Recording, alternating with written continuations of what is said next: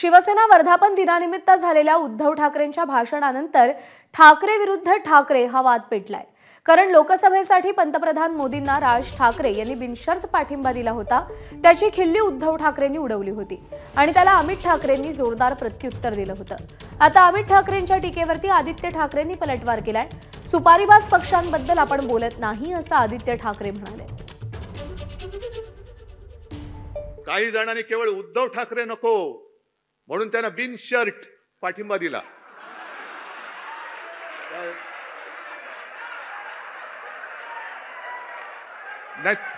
बिनशर्त,